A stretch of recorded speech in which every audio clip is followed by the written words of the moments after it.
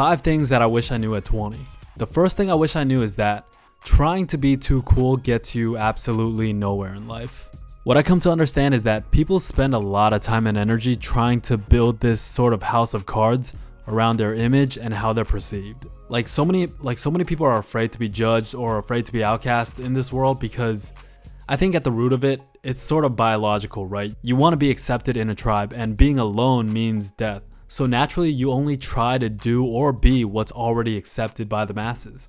And in the era of social media, people have become obsessed with their image and the way they're perceived. And this has probably become a massive problem for young teenagers and kids because when you're young, especially when you're in middle school, high school, your image is everything. And to a certain degree, I used to be like this a lot when I was younger. I was always concerned about how people perceive me. Am I cool? Am I weird? Am I lame for not doing X, Y, and Z?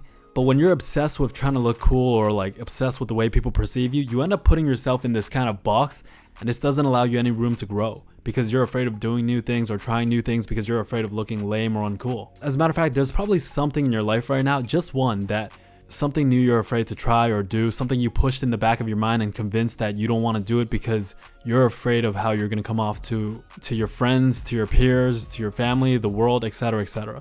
Everyone's got at least one thing, and this pushes you to conform to the rest of the world. And most people are average, right? Most people kind of just coast throughout life and they're sort of discontent, but it's not bad enough where they have to change, but it's not good enough where they're happy. They're kind of just coasting in this middle ground. When you try to be too cool, when you're too focused on how you look to the world, this almost guarantees you a life of mediocrity. Think about all the times where you're in class or in lecture and you didn't understand something a teacher said or you didn't understand the material at all, but you didn't raise your hand because you're afraid of looking uncool. Or think about all the times that you're afraid to go up to that girl because you're afraid of getting rejected and looking lame and people laughing at you, etc., etc. 9 times out of 10, the worst scenarios in your head never come to fruition, but you're just overthinking yourself out of it. Think about the first time you went to the gym. You were probably terrified of going because you were afraid of looking weak, everyone's bigger than you can't lift anything, you're just like insecure, right? And then you go and realize that no one really cares, everyone just goes in, gets their workout in, and gets out. In other words, trying to be too cool is going to condition you to stay in your box forever, and you're never going to want to leave it. You're never going to want to do new things or go outside the box or try new things because who you are and the life you've lived have been built up by other people's perceptions or your thoughts about other people's perceptions of you. The second thing I wish I knew, and probably one of the most obvious ones, but the ones that we all do, is don't chase girls. As tempting as it is, as much as you might think you have a crush on Sophia from your gym class because she wore nice jean shorts and a crop top one day, if you're young, it's best to not chase girls and channel that incel energy into something productive or something that's going to be beneficial towards your future. Most of the times, if I'm being honest, you normally start chasing girls when you don't really have a purpose that you're fighting for or going after in life. And I've been guilty of this, but it's definitely escapism.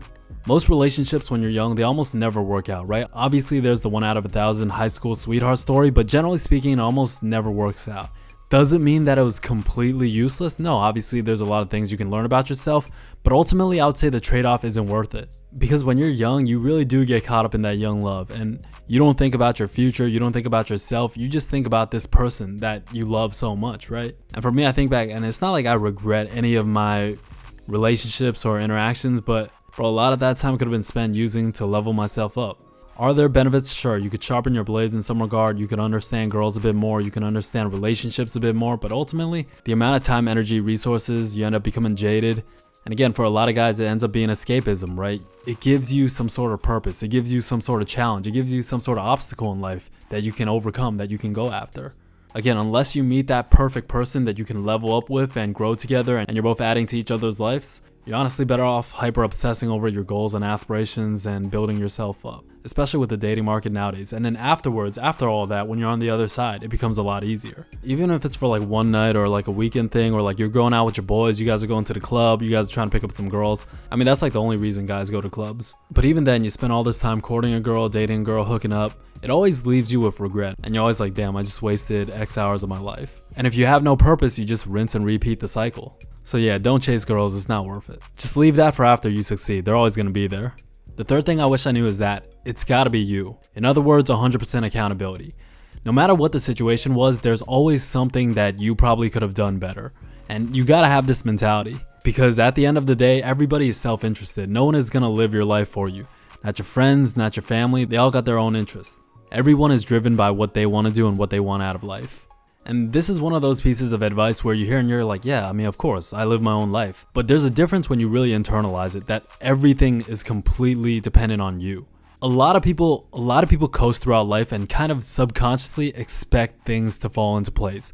Like, for example, if I go to school and I go to college, then I'm going to have a good job and I'm going to live a good life. You kind of just expect things to kind of fall into place by kind of coasting and doing what you're supposed to do. But no, you realize anything that you want, you literally have to go and get by yourself. Like, you actually have to go and take actionable steps towards whatever that thing is. Never actively rely on anyone else for anything. Obviously, you can get help and support, etc., but if everything goes out the window, you gotta know that you can completely rely on yourself. Like, no one is gonna want what you want out of life as much as you're gonna want it for yourself, and it has to be that way. And in that aspect, you gotta believe in yourself more than anyone else can believe in you as well. And a way to develop this mindset is that everything has to be on you. Even if whatever that thing is wasn't necessarily your fault, you always gotta have that mentality is what could I have done better in this situation? Actually, I'll give you an example. I used to play basketball in this like little summer league with some of my church friends, and I remember in my final season that I played, it was the summer before I left for college, and I was in my feelings over a girl, and I remember I wasn't getting much playing time.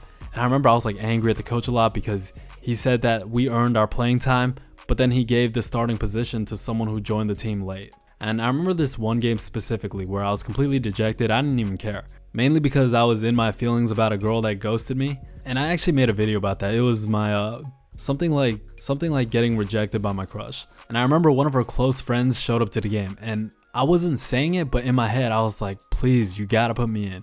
I don't care about any other game, you just gotta put me in this game. Because up until this point, I only got like 5 minutes playing time each game. And I was put in at the end of the first half and second half, which is basically garbage time. You don't really have an impact on the game. And that game, I remember the same thing happened. I was put in during the last 3 minutes, and I was just like, there's nothing I can do in this situation. Like, maybe if I show out, she's gonna hear about the game. Like, that was my thought process. And I remember just being angry and frustrated at myself, at the coach, but then I realized, I was like, you know what? If I was better, if I was undeniable, if let's say as soon as I came in the game, I hit a deep three, got a steal, hit another deep three, I would have been undeniable to get playing time the second half. So I just had to sit and accept the reality that I'm just not good enough. Even if I barely had any playing time, I should have found some way to make the most of that time and became undeniable. So basically, whatever the situation is, even if it's something that isn't directly in your control, you always gotta think there's something you could have done better. The fourth thing I wish I knew was to stop living internally and start living externally. And this is actually where most of your anxiety or depression comes from, is just living internally. Anxiety is just living in the what if, and depression is really just living in the I wish I did.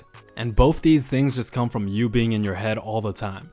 Like, living in your head all the time, you will literally think yourself out of doing so many things in life. You'd actually be surprised how doing small actionable steps solves so many of our problems. All that anxiety, all that depression comes from the disparity in your consciousness and your reality.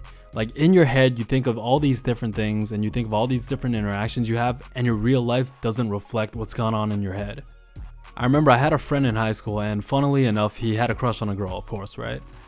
And he only talked to this girl like 2-3 times, but he was describing all these scenarios and all these interactions that went on in his head, from like eye contact and like we walked past each other in the hallways and all these different interactions. And he was like, bro, she looked at me a certain way. Should I do this? Should I do that? Should I text her this? Should I text her that? I'm like, bro, you've spoken to her twice. In your mind, you've had 1,000 micro interactions with this girl, but in reality, you've only talked to her twice. And that's a perfect example of living internally, but you can apply this to almost anything, any situation in your life. You overthink yourself out of doing things. You overthink yourself out of situations. So yeah, just stop living internally so much and start living externally. The fifth thing I wish I knew was to put yourself first. I used to be the stereotypical nice guy that was too afraid to say no. I would go out of my way to show people that I was genuine. Like, my greatest fear was letting people down and them thinking that I was disingenuous. And because of that, I went so out of my way for a lot of people to a point where it was a detriment. But I didn't care. It was more important for me to show them that I care and to not let them down, even when there was absolutely no benefit. And this is one of the worst things, like not knowing how to say no, not setting boundaries. This will literally ruin your life because 1, people don't respect you. And 2, And two, what's gonna naturally happen is that even if people like you, even if you become good friends with a lot of people, everyone else is gonna elevate their life and you're gonna realize you're still down here. And one day you're gonna have a point of realization where you spend all this time and energy putting people above yourself because you thought you were doing the right thing and realize that you completely left yourself behind. And right now I'm really speaking to the nice guy or the person that's afraid to say no, because what a lot of people don't understand is that being selfish, putting yourself first, is actually allowing you to be selfless in the future, because you can't help anyone if you can't help yourself. You gotta set boundaries, and sometimes it's doing the exact opposite of what you think you want. For example, you might think that you want to go to that party or that kickback on that Saturday night.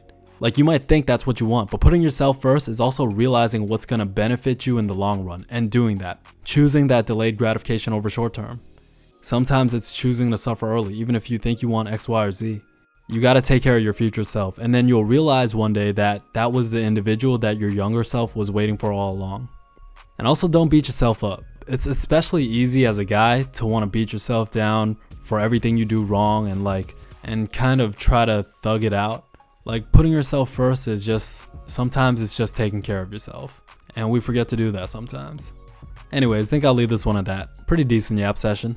Thank you for listening. I appreciate you. I love you. Make sure you stay true, and I'll talk to you real soon.